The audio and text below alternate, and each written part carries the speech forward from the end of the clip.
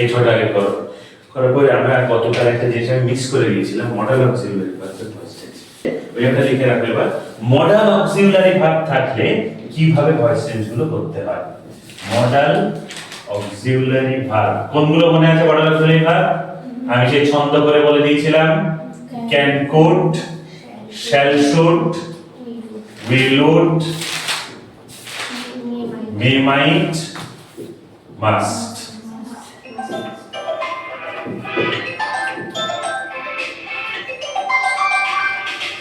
হ্যাঁ বলো না, আমি যাচ্ছি, যাওয়ার সময় তুমি তো বন্ধ হয়ে যাবে, আমি পড়াতে এসেছি এতে চলে যাবে। আচ্ছা আচ্ছা ঠিক আছে, ঠিক আছে। তাহলে ক্যান থাকলে কুড, শ্যাল থাকলে শুড, উইল থাকলে উড, মে থাকলে মাইট, মাস্ট থাকলে মাস্ট। এই মডাল অক্সিলারি ভার্বের যখন কোনো ভয়েস চেঞ্জ থাকবে তখন সেক্ষেত্রে নিয়মটা তোমরা একটু লিখে রাখো। Subject plus M A V মানে modal auxiliary verb plus V1 plus object যদি থাকে অ্যাক্টিভ ভয়েসের ক্ষেত্রে, তাহলে প্যাসিভ ভয়েসের ক্ষেত্রে নিয়ম কি দাঁড়াবে? Object plus MAV plus BEB plus V3 plus subject. বলো এইটুকু বুঝতে কত অসুবিধা হচ্ছে? সাবজেক্ট প্লাস এবিবি মানে মডেল অক্সিলারি ভার্ব, তারপরে V1 মডেল অক্সিলারি ভার্বের পরে কিন্তু সর্বদা V1 হয়, V2 হয় না, V3 হয় না, তারপরে অবজেক্ট। যদি এটা প্যাসিভে করি তাহলে নিয়ম কি আসবে? অবজেক্ট আগে আসবে, তারপরে এবিবি থাকবে, তারপরে একটা বিইবি। যেমন am is R was are এর পরে আইএনজি থাকলে বিন হয়, have has আর had এর পরে BEEN বিন হয়, ঠিক তেমনি shall, should, can, could, will, would, may, might, must এই নটা মডেল অক্সিলারি ভার্বের পর সর্বদা বিইবি যুক্ত হয়। এটা যেন বলবো মডেল অক্সিলারি পরে সবসময় ভার্বের ফার্স্ট ফর্ম বসে, কিন্তু যখন আমরা প্যাসিভ ভয়েসে করব তখন এবিবির পরে একটা বি, তারপরে V3 প্লাস সাবজেক্ট।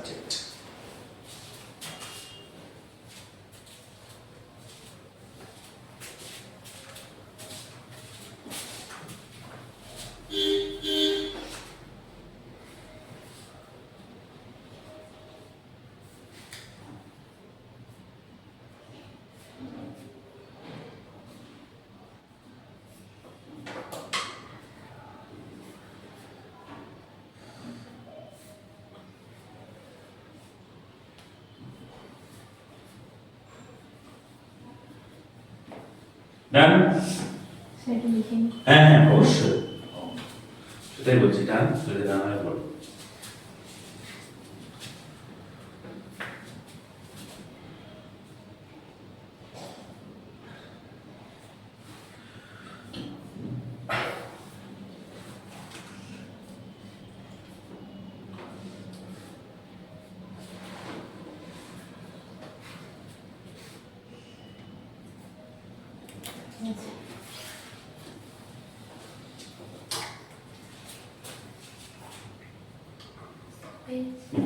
এবার আমি দুটো example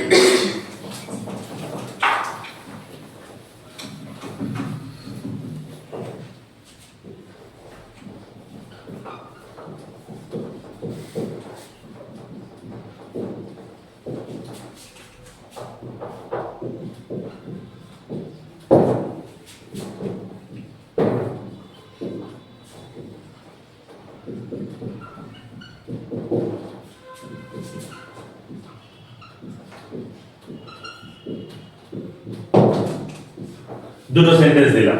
we should follow the traffic rules এক নাম্বার বাক্য, দুই number she must avoid the bad company তাকে বাজে সঙ্গ অবশ্যই ত্যাগ করতে হবে।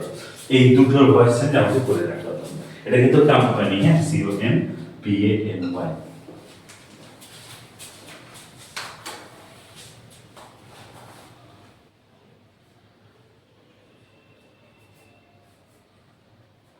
স্যার এখানটাতে ফলো যেহেতু প্রেজেন্টে রয়েছে তাহলে ওই শুটটা কি শ্যাল করে দিতে হবে না শুটি সরি থাকবে।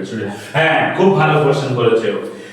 যখন কোন একটা মডেল অক্সিলারি ভার্বের আমরা ভয়েস চেঞ্জ করব, মডেল অক্সিলারি ভার্বের ফর্ম কিন্তু চেঞ্জ করা যাবে না। That will only be changed when we will work on narration। যখন ন্যারেশনে করব তখন shall থাকলে should, can থাকলে could, will থাকলে would, may থাকলে might, must থাকলে must। কিন্তু ন্যারেশন ভয়েস চেঞ্জের ক্ষেত্রে কিন্তু MAV টা কোনো মতেই চেঞ্জ করা যাবে না।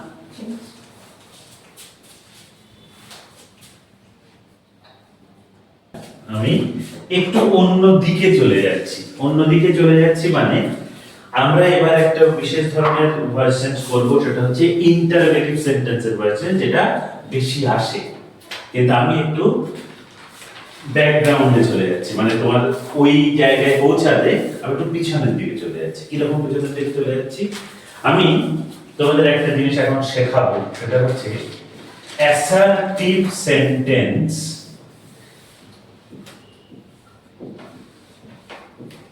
to interrogative sentence।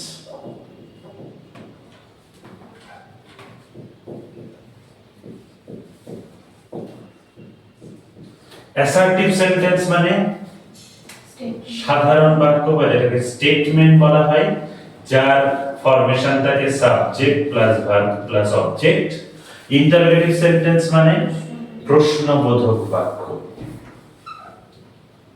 এটা কি সেই সেন্টেন্সের রূপ এর সময় ক্লাসিফিকেশনের সময় লিখিয়ে দিয়েছি না আমি তোমাদের কোনোদিন এখনো না স্যার না করা হয়নি? ঠিক আছে, এটা পরে আসবে। এটা হবে auxiliary verb plus subject plus main verb plus object.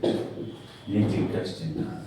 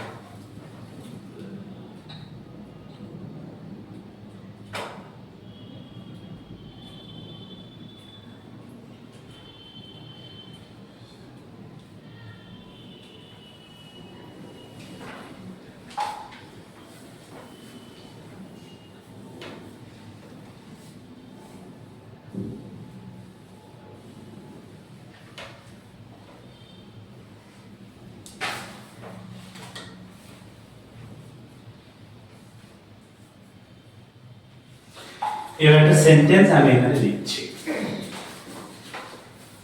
I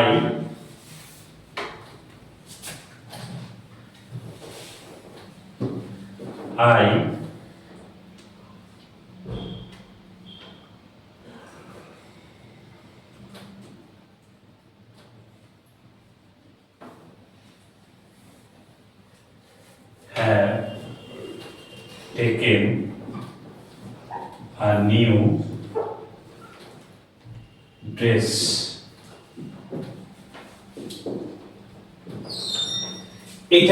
এটা কি সেন্টেন্সে আছে? অ্যাসার্টিভ সেন্টেন্স মানে subject plus verb plus object.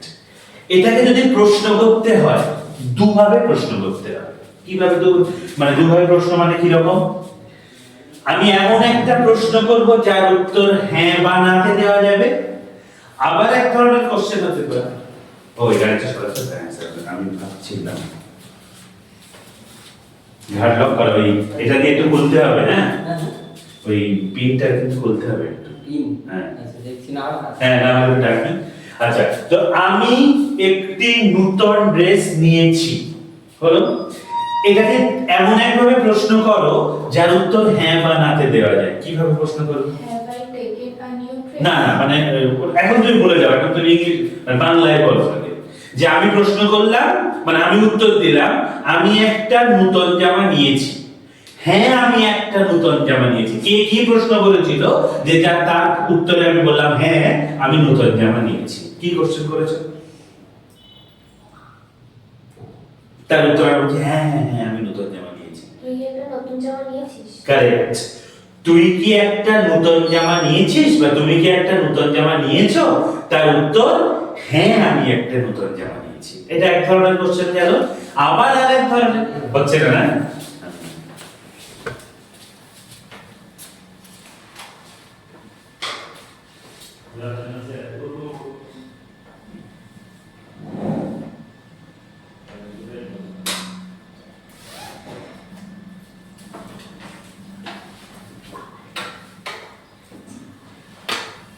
গরম লাগছে এমনিতে আছে।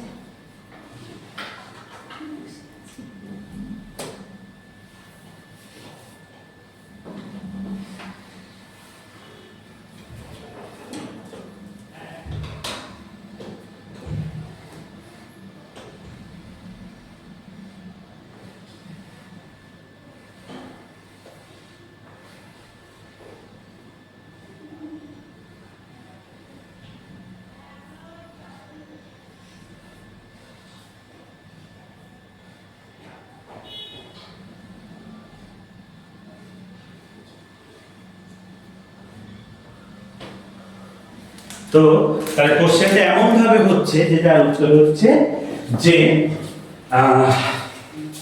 আমি একটা নতুন জামা নিয়েছি। তুমি কি কোশ্চেন করেছো? আপনি কি একটা নতুন জামা নিয়েছেন? না সে তো হ্যাঁ বা নাতে বলো। এবার এমন একটা কোশ্চেন করো যার উত্তরটা এই সেন্টেন্সের মধ্যে আছে। না আমি একটা অন্য উদাহরণ দিই। আমার নাম রেহমান। তুমি কি কোশ্চেন করেছো? তার আমি রিপ্লাই করছি যে আমার নাম। তোমার নাম কি? তাহলে এখানে বলছে আমি একটা নতুন ড্রেস দিয়েছি। তো কোশ্চেন করছে তুই আমাকে তুই কি নিয়েছিস? কি নিয়েছিস? তার উত্তর আমি নতুন জামা নিয়েছি। তাহলে এখন আমরা এই দুভাবেই আমরা শিখবো। একটা উত্তর যেটা হ্যাঁ বা না দিয়ে হয় সেটা যেমন একটা পার্ট, তেমন এমনই একটা পার্ট প্রশ্ন যদি নরমালি করা হয় সেটা কেমন ভাবে হয় সেটা আমরা দেখবো। তো এই যেটা বলছিল উত্তরটা খুব ঠিক বলেছে ও, যে যখন আমি এটাকে নরমালি হ্যাঁ বা না বোধক বাক্য করব যে হ্যাঁ আমি নতুন জামা নিয়েছি, তখন সেক্ষেত্রে একটা খুব আমি সবাইকে এটা বলি শর্টকাট ফাঁকিবাজি সিস্টেম। শর্টকাট ফাঁকিবাজি সিস্টেম মানে কি? 1 2 2 1 এটা আমি সবাইকে বলি 1 2 2 1। তার মানে একটা 2 এ যাবে, দুইটা 1 এ। 1 2 মানে কি? 1 মানে হচ্ছে সাবজেক্ট, 2 মানে হচ্ছে অক্সিলারি ভার্ব। মনে রাখতে হবে অক্সিলারি ভার্ব ছাড়া প্রশ্নবোধক বাক্য তৈরি করা যায় না। বারবার আমি এই জন্য এই উত্তরটা এখানে কিন্তু লিখে দিলাম। অক্সিলারি ভার্ব ছাড়া কোশ্চেন বোধক বাক্য মানে ইন্টারোগেটিভ সেন্টেন্স, এটা লিখে রাখো একদম খাতায়, মানে একদম ধ্রুব সত্যের মতো। অক্সিলারি ভার্ব ছাড়া কোন বাক্যকে প্রশ্নবোধক বাক্যে ট্রান্সফার করা বা রূপান্তর করা যাবে না না না না।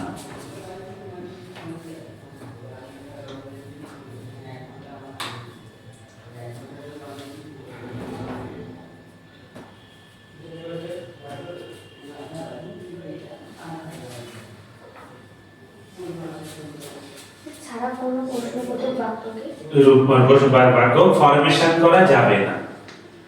কোনো প্রশ্নবোধক বাক্য কিন্তু করা যাবে না। কিন্তু ও তাও একটা ছোট্ট ভুল বলেছে, সেটা আমি পরে আসছি। সেটা সবাই বলে, ভুলটা সবাই করে।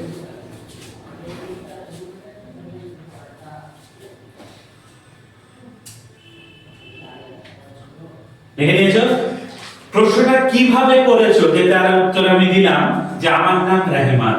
তুমি কি প্রশ্ন করেছিলে? তোমার নাম কি? তোমার নাম কি? তাহলে আমিটা কি হয়ে গেল? তুমি। তাহলে এখানে প্রশ্ন কিভাবে করছি যে আমি তার উত্তর হবে যে হ্যাঁ আমি একটা নতুন ড্রেস নিয়েছি। তুমি কি একটা নতুন ড্রেস নিয়েছো? তাহলে হ্যাভটা আগে এলো ঠিক আছে, কিন্তু আইটা কি হয়ে যাবে এবার? ইউ। তাহলে have you taken a new dress দিয়ে কি হবে? জিজ্ঞাসা চিহ্ন এটা না দিলে পুরো বাক্যটা জিরো। এবার এই একই প্রশ্ন আমাকে শুধু কি দিয়ে প্রশ্ন করো, যে তুই কি নিয়েছিস, কি ইংরেজি কি হোয়াট। তাহলে এর আগে শুধু আমি ওই ডাব্লিউএস কোশ্চেনটা বসিয়ে দেব এবং শেষে যে অবজেক্টটা লিখেছি সেটা আমি মুছে দেব। হোয়াট হ্যাভ ইউ টেকেন, তার উত্তর আনড্রেস। তাহলে একটা হচ্ছে আমরা নরমালি এই অ্যাসার্টিভ থেকে ইন্টারোগেটিভে গেলাম, আর একটা ডাব্লিউএস কোশ্চেন দিয়ে গেলাম। তাহলে বাক্য দুটো কিভাবে হবে শুধু সেটা লিখে হবে, দ্যাটস ইট। সেই জায়গাটা একবার একটু নাম বলবেন, বলো। মানে এই দুটো লাইন মানে যেরকম একটু আগে বোঝালেন আচ্ছা, হ্যাঁ হ্যাঁ অবশ্যই। তাহলে আমি একটা নতুন ড্রেস নিয়েছি, তার উত্তরটা আমি এখন লিখলাম যে, আরে প্রথম উত্তরটা আগে লিখি, have you taken a new dress. হলো যে তুই কি নতুন ড্রেস নিয়েছিস, তার উত্তর হ্যাঁ আমি একটা নতুন ড্রেস নিয়েছি, তার জন্য পুরোটা আমি লিখলাম। এবার আমি প্রশ্ন করছি তুই কি নিয়েছিস, হোয়াট হ্যাভ ইউ টেকেন। তাহলে তুই কি নিয়েছিস, তাহলে কি আমি ড্রেস লিখতে পারি? তাহলে আমি যদি বলি তোর নাম কি, শেখ মোস্তাফিজুর রহমান, তাহলে তুই কোশ্চেন করছিস, তুই উত্তর দিয়ে দিচ্ছিস, তাহলে আমার কথা বা উত্তর দেওয়ার মানেটা কি হলো? তাহলে একটা হচ্ছে শুধু অক্সিলারি ভার্ব দিয়ে, আর এটা হচ্ছে ডাব্লিউএস কোশ্চেন দিয়ে। এবার ডাব্লিউএস কোশ্চেন কোনগুলো তোমরা বলো। হোয়াট আছে, হুম আছে। দাঁড়াও আমি লিখি। ঠিক আছে। ডাব্লিউএস কোশ্চেন প্রথমে সবথেকে বড় ভাই হু দিয়ে শুরু করো, মানে কে। তারপরে হোয়াট মানে কি, তারপরে হ্যাঁ ওয়াই মানে কেন। আচ্ছা তারপর where মানে কোথায়, হুম আছে স্যার। whom মানে যাকে বা কাকে, হ্যাঁ whose মানে কার, when মানে কখন, আর how মানে কিভাবে। আচ্ছা হাউটা তো ডাব্লিউ এর এইচ নেই, তাহলে হাউ সবগুলোতে ডাব্লিউ এইচ আছে। হাউটা হচ্ছে ইয়েস অর নো কোশ্চেন। হ্যাঁ না হাউটাও একটা ডাব্লিউএস কোশ্চেন। আচ্ছা। কেন স্যার এখানে তো ডাব্লিউএস নেই, আছে এ দেখো সামনে একটা পিছনে। আমরা এখন নরমাল হ্যাঁ বা না এর উত্তর আমরা করব। আমি মুখে মুখে বলছি, তোমরা দেখো। She has answered the question, answered, answered the question quickly.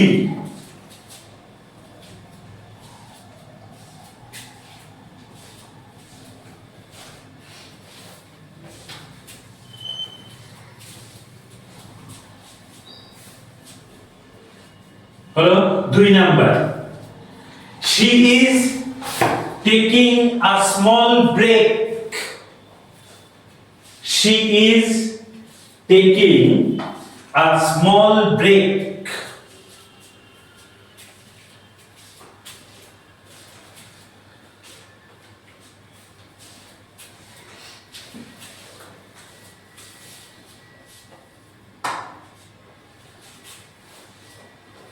তিন number,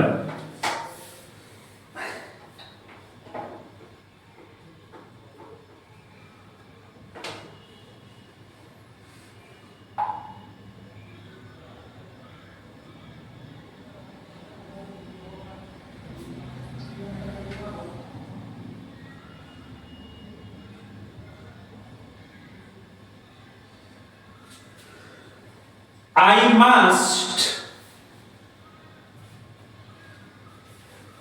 obey my parents.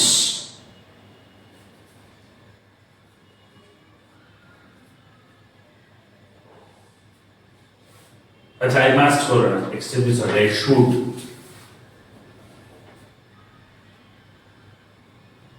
4 number, we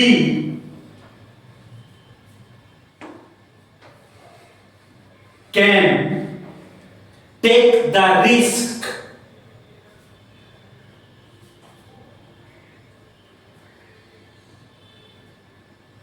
5 number I am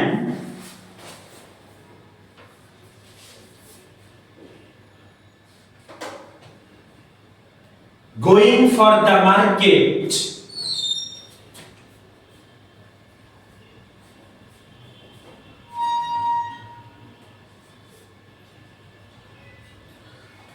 ছয় নাম্বার people people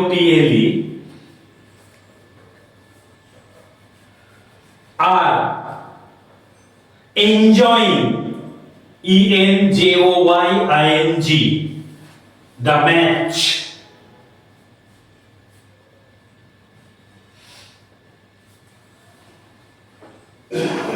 করে দেখো ওই আগে শুধু আগে নিয়মে হ্যাঁ বা না উত্তর হবে। কোন ডাব্লিউএস কোশ্চেন আমি এখন দিচ্ছি না, ডাব্লিউএস কোশ্চেন দিলে আমি ব্র্যাকেটে বলে দিতাম যে ডাব্লিউএস কোশ্চেন করো। আচ্ছা বুঝে গেল? জাস্ট হ্যাঁ বা না তে করো।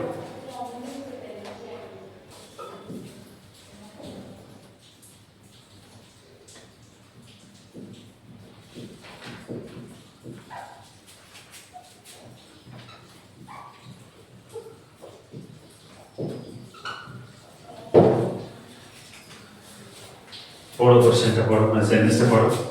রীতা সিংস রবীন্দ্র সঙ্গীত ওয়েল। রীতা রবীন্দ্র সঙ্গীত ভালো গায়। প্রশ্ন করো, তার উত্তর হবে হ্যাঁ বা না। does read না মানে আগে প্রশ্নটা বাংলায় করো, আমি এখন ইংলিশে বলছি। ভালো গায়, তার উত্তর হ্যাঁ রবীন্দ্র সঙ্গীত ভালো গায়। এখানে কি কোনো অক্সিলারি ভার্ব আছে? যখন কোন একটা সেন্টেন্সে অক্সিলারি ভার্ব থাকবে না, আমাদেরকে অক্সিলারি ভার্ব বাইরে থেকে ভাড়া করে নিয়ে আসতে হবে। এই কথাটা মনে রাখতে হবে, ভাড়া করে। কোন তিনটে অক্সিলারি ভার্ব ভাড়া করতে হয়? Do, did, does. এই জন্য আমি তোমাদের প্রথমেই লিখেছিলাম অক্সিলারি ভার্বের মধ্যে ডু ভার্ব, মনে আছে? ডু ভার্বের এই তিনটে ভার্ব বাইরে থেকে ভাড়া করে আনতে হয়। এবার তোমাকে কোন অক্সিলারি ভার্বটা বসবে তুমি কিভাবে ডিটেক্ট করবে? তোমার এই মূল ভার্বের দিকে হাঁ করে তাকিয়ে রাখতে হবে। মূল ভার্বটা যে ফর্মে থাকবে ঠিক সেই ফর্মেই অক্সিলারি ভার্বটাকে নিয়ে আসতে হবে। এখানে দেখে কোন অক্সিলারি ভার্বটার কথা মনে হচ্ছে? ডাজ। Very good. যেহেতু সিরিজ এর সঙ্গে কেস আছে, ডাজ রীতা। এবার does Rita sing রবীন্দ্র সঙ্গীত well? বানান জি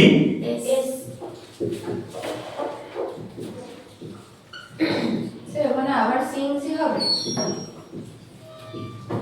তোমরা আমাকে বলো। যার জন্য তো ডাসটা আছে। ডাজ তো অলরেডি আমি এস এর জন্য দিয়ে দিয়েছি, তাহলে কেন আবার দেব? খুব সিম্পল। তাহলে ডাজ রীতা সিং রবীন্দ্র সঙ্গীত ওয়েল? রীতা কি রবীন্দ্র সঙ্গীতটা সুন্দর করে গাইতে পারে? তার উত্তর হ্যাঁ বা না। এবার এটাকে ডাব্লিউএস কোশ্চেন দিয়ে তোমরা বলো। বলো একদম কারেক্ট। হোয়াট দিয়ে হবে। Very good. What does Rita Singh? Rita কি ভালো গায়? রীতা রবীন্দ্র সঙ্গীত ভালো গায়। ক্লিয়ার হয়ে গেল? তাহলে একদম খুব সিম্পলি আর ধাপে ধাপে জিনিসটা করতে হবে।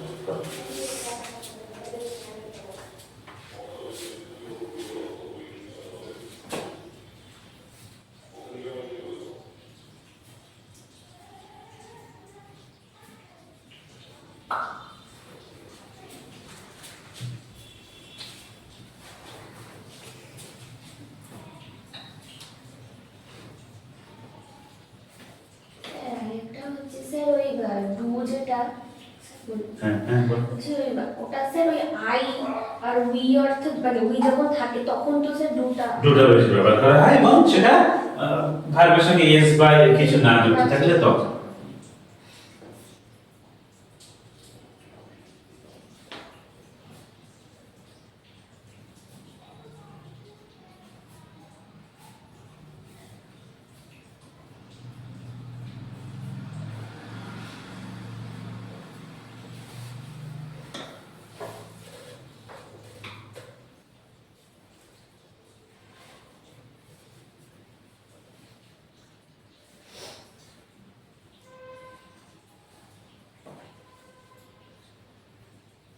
হয়ে যাচ্ছে এটা? আচ্ছা, পরের বাক্য লেখো।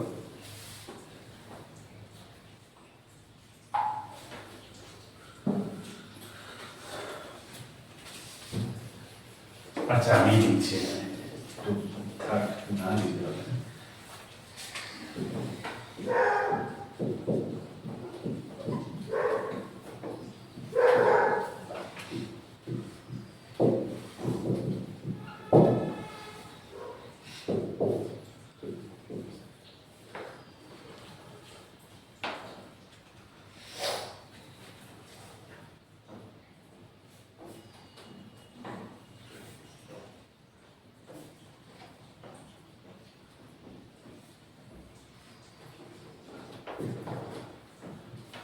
স্যার এগুলো কি দুইভাবেই করবো? না, ওই শুধু দুটা শুধু দুটো ডিটেলস দিয়ে করো।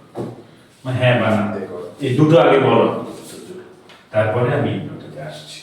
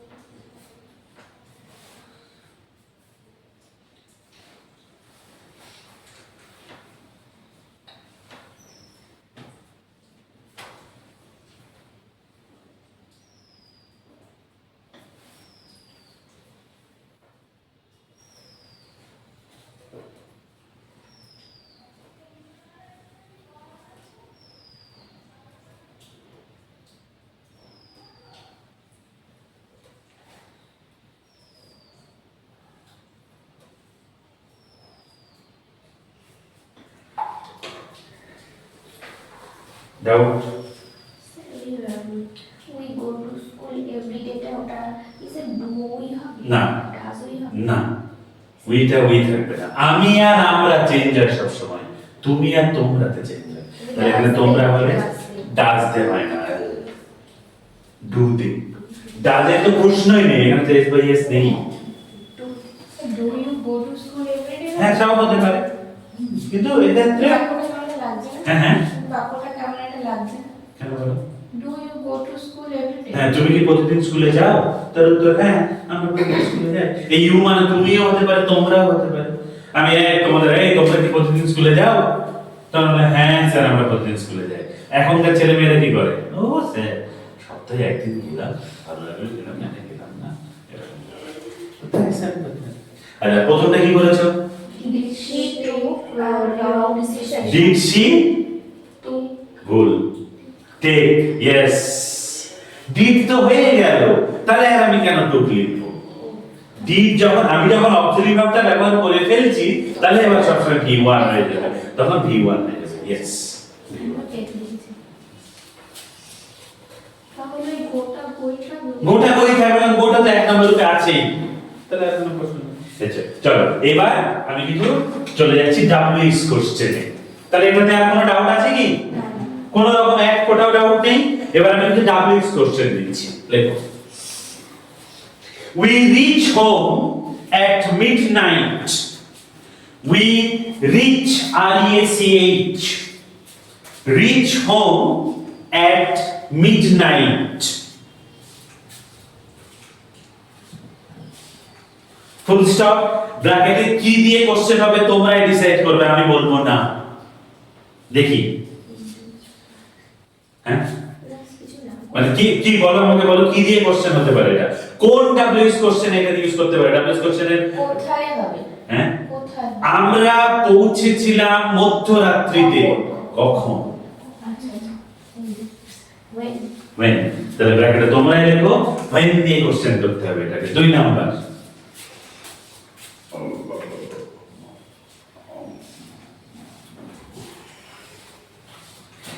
he was crying for help he was crying for help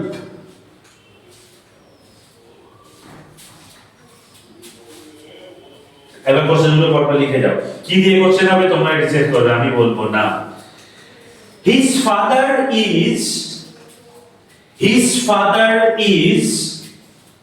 a teacher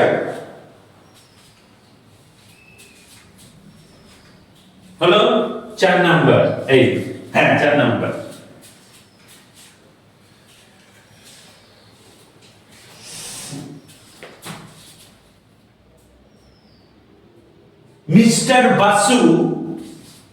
Mr. Basu is a famous businessman.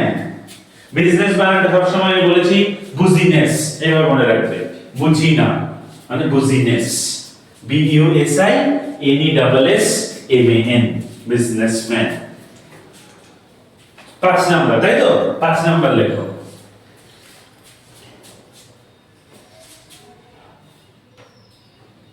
we can solve the problem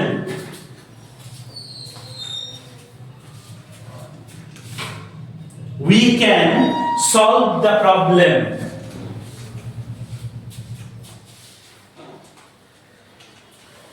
pore question she is preparing PREPARING her dinner DINNER এবার একটু বলে দিই এইটাতে কিন্তু do দিয়ে করা যাবে না কেন তাকিয়ে দেখো অক্সিলারি ভার্ব আছে থাকলে শুধু 1 2 2 1 করার সুবিধা আছে তোমরা ভেবে নেবে লাস্ট কত নাম্বার হচ্ছে এবার 7 তাহলে আরো দুটো যাবে আমি ভিডিওর সাথে বিশেষ করি না হ্যাঁ আচ্ছা করো এটা করে নাও ঠিক আছে যেটাতে যেটাতে অক্সিলারি ভার্ব নেই সেটাতে ডু ডিটা জানতে হবে যেটাতে অক্সিলারি ভার্ব থাকবে কোনো প্রশ্নই নেই শুধু 1 2 2 1 করতে হবে সেজন্য খুব সাবধানে করার আগে একবার দেখে নেবে যে অক্সিলারি ভার্ব আছে না নেই এটা ভালো করে দেখে